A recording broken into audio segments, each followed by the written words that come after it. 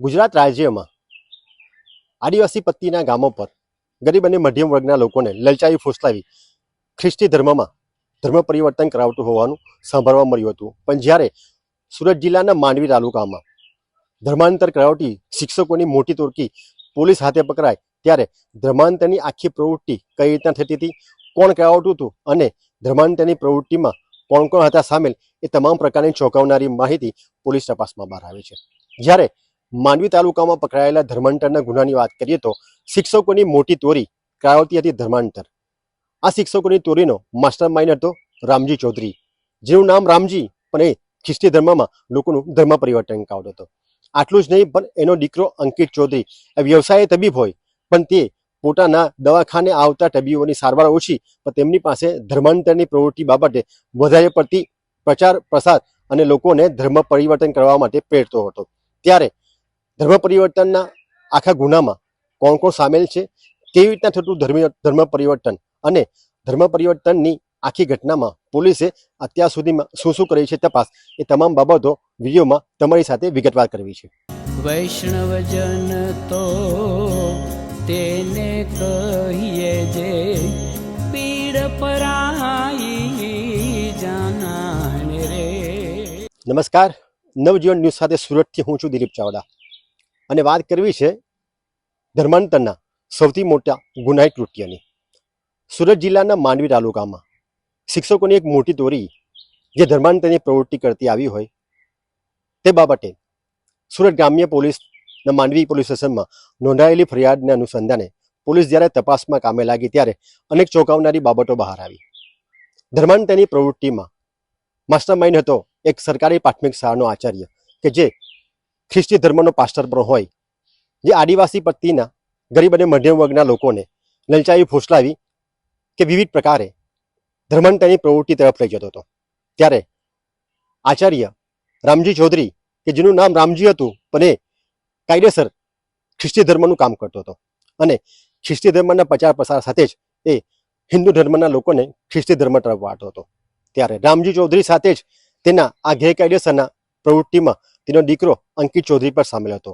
અંકિત ચૌધરી એ વ્યવસાય ડોક્ટર હોય, પણ તેને ત્યાં સારવાર માટે આવતા ગરીબ પરિવારના લોકોને એ સારવાર ઓછી કરતો હતો, પણ ખ્રિસ્તી ધર્મ કઈ રીતે અંગીકાર કરવો અને ખ્રિસ્તી ધર્મમાં કઈ રીતના આવવું તેનો પ્રચાર પ્રસાર કરવા સાથે જ અંકિત ચૌધરીની પણ ખૂબ મહત્વની ભૂમિકા હતી. જ્યારે અંકિત ચૌધરી દ્વારા એક ગરીબ પરિવારની દીકરીનું શોષણ કઈ દર્શાવવામાં આવી ત્યારે પોલીસે સરળ બાબતનો ગુનો નોંધી તપાસ કરતા જ રામજી ચૌધરી અને અંકિત ચૌધરીની અટક કરી એક ધર્માંતરની મોટી ગેરકાયદેસરની પ્રવૃત્તિ થતું હોવાનું પર્દાફાશ કર્યું છે. ત્યારે તપાસ કરી રહેલા BK વનાર કે જે પોલીસ વિભાગના ખૂબ જ સિનિયર અને જાબાજ ઓફિસર હોય, તેની તલસ્પર્શી તપાસમાં વિગતવાર ચોંકાવનારી બાબતો બહાર આવી છે, તે પણ આપણે સાંભળીએ. સુરત ગ્રામ્ય જિલ્લાના માંડવી તાલુકા ના માંડવી પોલીસ સ્ટેશન છે, એની અંદર આ કામના ભોગ બનનાર છે એમને ફરિયાદ નોંધાવેલી કે આ કામના આરોપી અંકિત રામજીભાઈ ચૌધરી જે વ્યવસાય BHMS ડૉક્ટર છે, તેઓ દ્વારા આ કામના ભોગ બનનાર છે એમનું શારીરિક શોષણ કરી એમને લલચાવી ફોસલાવી લગ્નની લાલચ આપી અને એમનું ધર્મ પરિવર્તન કરાવેલું. એ સબબ પ્રથમ BNS કલમ 69-351/3 મુજબની ફરિયાદ નોંધવામાં આવેલી.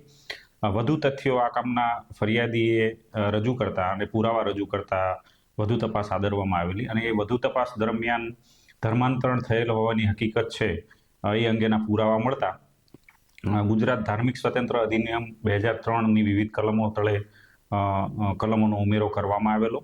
આ કામના જે આરોપીઓ છે એમણે આ કામના ભોગ બનનાર છે એમને સુઆયોજિત રીતે પોતાનો કોમન ઇન્ટેન્શન પાર પાડવા માટે થઈને ધર્માંતરણ કરેલ હોવાની હકીકતો જણાવી આવેલી. જે અનુસંધાને આ કામના બીજા આરોપી રામજીભાઈ ચૌધરી, એ ઉપરાંત નવીનભાઈ ચૌધરી, ગુરજીભાઈ કોટિયાભાઈ વસાવા એમની ધરપકડ કરવામાં આવેલી. ત્યારબાદ રાકેશ ચંદુલાલ વસાવા નામના એક વ્યક્તિની પણ ધરપકડ કરવામાં આવેલી છે અને એ હાલ રિમાન્ડ હેઠળ છે. એ ઉપરાંત આજરોજ વધુ પુરાવા આધારે અન્ય આરોપી બેન મીનાબેન ચિરાગભાઈ ચૌધરી મૂળ ભાતખાઈ તાલુકો માંડવીના રહેવાસી છે અને તેઓ માંડવી તાલુકાના મહોડી ગામ ખાતે પ્રાથમિક શાળામાં શિક્ષિકા તરીકે નોકરી કરે છે. એમના ઉપર પણ આક્ષેપો હતા અને રજૂઆત હતી ને ફરિયાદી દ્વારા કેટલાક પુરાવા રજૂ કરવામાં આવેલા, એટલે એમની પણ સંડોવણી જણાવતા એમની આજરોજ ધરપકડ કરવામાં આવેલી છે. એ હાલ પોલીસ કસ્ટડીમાં છે અને એમની વિગતે પૂછપરછ ચાલુ છે. આ બેન છે, એમનો રોલ એવા પ્રકારનો હતો કે આ કામના મુખ્ય આરોપી રામજીભાઈ ચૌધરી છે, એમની સાથે ઘણા વર્ષોથી સંપર્કમાં હતા. તેમના ત્યાં આવવા જવાનો ઘરોબો હતો અને ધર્મ પરિવર્તનની જે પ્રવૃત્તિ જ્યારે થઈ આ બેન ભોગ બનનાર બેનની, ત્યારે ત્યાં એમની હાજરી છે. આ તમામ ધર્મ પરિવર્તન કરવાની પ્રોસિજર છે એની અંદર એમનો સક્રિય રોલ છે, એટલે એમની ધરપકડ કરવામાં આવેલી છે. વિગતે પૂછપરછ ચાલુ છે. જરૂર જણાશે તો એમના પોલીસ કસ્ટડી રિમાન્ડ મેળવી અને વધારે પૂછપરછ કરવામાં આવશે. સર, મહિલા હતી એટલે મહિલાઓને લાવવામાં મીટિંગ કે આવા કોઈ ધર્મના જે બી કઈ કાર્યક્રમ હોય તેને લાવવામાં વધારે મહેનત બેન કરતા હતા એવું કહેતું? આમાં આરોપીઓની એમો એવી જણાઈ છે કે આરોપીઓ મહિલાઓને ખાસ કરીને એટલા માટે ધર્માંતરણ કરવામાં સરળતા રહેતી એમને, કેમ કે કોઈ પણ પ્રકારની અંધશ્રદ્ધા ફેલાવવામાં કે કોઈ જગ્યાએ રોગ હોય, માનસિક તકલીફો હોય તો ડૉક્ટર અંકિત છે એમને સારવાર આપતો અને ત્યાં જ એના ક્લિનિકની અંદર એમની પ્રાર્થના કરાવતો, માઇન્ડ વોશ કરતો અને પછી પાસ્ટર રામજીભાઈ એના પિતા છે એમની પાસે મોકલી આપતો અને એ ધીમે ધીમે માઇન્ડ વોશ કરી અને એમનું ધર્મ પરિવર્તન કરાવતો. એટલે મહિલાઓને ખાસ કરીને ટાર્ગેટ કરવામાં આવતી અને એમાં મીનાબેન છે એની પણ હેલ્પ લેવામાં આવતી અને અન્ય આરોપીઓ પણ એમાં મદદરૂપ થતા હતા અને એ લોકો પાસ્ટર તરીકેની ભૂમિકા ભજવતા હતા. આ જે આરોપીઓ છે એમણે સુઆયોજિત રીતે ધર્મ પરિવર્તન કરાવવા માટે એક ટ્રસ્ટની રચના કરવામાં આવેલી અને એ ટ્રસ્ટનું નામ હતું the pray for everlasting charitable trust. એ ટ્રસ્ટના ઓઠા તળે આ આરોપીઓ છે ધર્મ પરિવર્તન કરાવતા હતા એવી હકીકત જાણવા મળેલી છે ને એ અંગેના પુરાવા પણ મળેલા છે. હાલ આ 5 આરોપીઓ છે એની ધરપકડ કરવામાં આવેલી છે. વિગતે તપાસ ચાલુ છે અને વધારે પુરાવા મેળવવાની કાર્યવાહી ચાલુ છે. સર, અંકિત ચૌધરી જે આરોપી છે ડોક્ટર હતો તે હાલ ફરાર? અંકિત ચૌધરી છે એ ને જે તે વખતે એની ધરપકડ થયેલી છે અને જામીન મળેલા છે. એ ઉપરાંત વધારે પૂછપરછ કરવા માટે થઈને એમને વારંવાર નોટિસ કરવામાં આવેલી છે, પરંતુ હાલ તે ફરાર છે અને એ તપાસમાં એમણે સહકાર આપેલો નથી અને એમની પૂછપરછ કરવાની બાકી છે. આ જે હાલના આરોપી જે પકડાયેલા આરોપી જે રાકેશ ચંદુભાઈ વસાવા અને એની આગળના જે આરોપીઓ છે એમની સાથે એમના રિમાન્ડ દરમિયાન એમની સાથે ક્રોસ પૂછપરછ કરવા અંકિતભાઈની જરૂરિયાત હતી અને એ સબબ એમને નોટિસ કરીને વારંવાર બોલાવવામાં આવેલા હતા, પણ તે પોલીસ સમક્ષ હાજર થયેલા નથી અને ઘરે મળી આવેલા નથી. ક્લિનિક પર તપાસ કરતા ત્યાં પણ મળી આવેલા નથી. ધર્માંતરની ગેરકાયદેસરની પ્રવૃત્તિમાં પોલીસે તપાસ દરમિયાન જુદા જુદા આરોપીને અટક કરી હોય તે પૈકી સૌપ્રથમ પકડાયેલ આચાર્ય રામજી ચૌધરી કે જે પીપલવાડા પ્રાથમિક શાળાનો સરકારી પ્રાથમિક શાળાનો આચાર્ય હોય, સાથે જ એ ખ્રિસ્તી ધર્મનો પાસ્ટર પણ હતો. આટલું જ નહીં, પણ અંકિત રામજી ચૌધરી જે ડોક્ટર હોય અને સારવાર અર્થે આવતા લોકોને ધર્માંતર કરાવતો હતો. ત્યારે આમની સાથે જ ધર્માંતરની પ્રવૃત્તિમાં સામેલ નવીન ચૌધરી, ગુરજી વસાવા, રાકેશ વસાવા અને મીના ચૌધરી, આમ કુલ 6 જણની પોલીસ અટક કરી છે. જ્યારે વાત કરીએ તો મીના ચૌધરી એ સરકારી પ્રાથમિક શાળાની આચાર્ય હોય, જે રામજી ચૌધરીને ખુદ નિકટની હોય અને આ ગરીબ પરિવારની મહિલાઓને લલચાવી ફોસલાવી ધર્માંતર લઈ જતી હતી. જ્યારે બીજી વાત કરીએ તો રાકેશ વસાવા કે જે રામજી ચૌધરીના ટ્રસ્ટનો તમામ પ્રકારનો વહીવટ કરતો હતો. ટ્રસ્ટમાં આવતા પૈસા ક્યાં લઈ જવા, કઈ રીતના વાપરવા, આટલું જ નહીં પણ ટ્રસ્ટની કઈ રીતની પ્રવૃત્તિ કરવી અને ટ્રસ્ટ સાથેના સંકળાયેલા અનેક બીજા વહીવટો રાકેશ વસાવા દ્વારા કરવા આવતા હતા.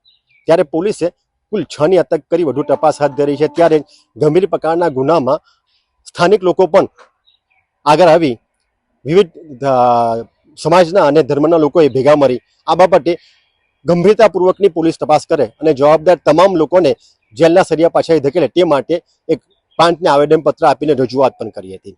ત્યારે પ્રાંતની રજૂઆત બાદ પણ પોલીસે હજુ ધર્માંતરની પ્રવૃત્તિમાં ગંભીર બની તપાસ હાથ ધરતા 2 દિવસ પહેલા રામજી ચૌધરીના દીકરા અંકિત ચૌધરીના ક્લિનિક પર અને તેના ઘર પર તપાસ કરતા તે ખોટી રીતે લોકોની તબીબી સારવાર કરતો હોવાનું પણ પકડાયું છે. અંકિત ચૌધરીના ઘરેથી અનેક પ્રકારની દવાઓ તેમજ વિવિધ પ્રકારના મેડિકલને લગતા સાધન સામગ્રીઓ મળી આવી છે, જેનાથી પોલીસે તેની ખોટી તબીબી પ્રેક્ટિસ કરતું હોવાનું નોંધી તે બાબતનો પણ ગુનો નોંધ્યો છે. જ્યારે અમે તમને જણાવીએ કે સુરત જિલ્લાના માંડવી તાલુકામાં પકડાયેલ ધર્માંતરનું આ મોટું રેકેટ કે જે અત્યાર સુધીમાં પોલીસ તપાસની ખૂબ રડારમાં હોય અને પોલીસ કહી રહી છે કે અત્યાર બાદ પણ આમાં સામેલ તમામ લોકોને કોઈ પણ સંજોગોમાં છોડવામાં આવશે નહીં અને ધર્માંતરની આવી જ પ્રવૃત્તિ અત્યાર બાદ પણ જો આ વિસ્તારમાં થતી હોય તો પોલીસ તે બાબતે સતર્ક બની તમામ પ્રકારની કડક હાથે કાયદેસરની કાર્યવાહી કરાશે. ત્યારે આવી જ મહત્વની માહિતી મેળવવા માટે નવજીવન ન્યૂઝ સાથે આપ જોડાયેલા રહો.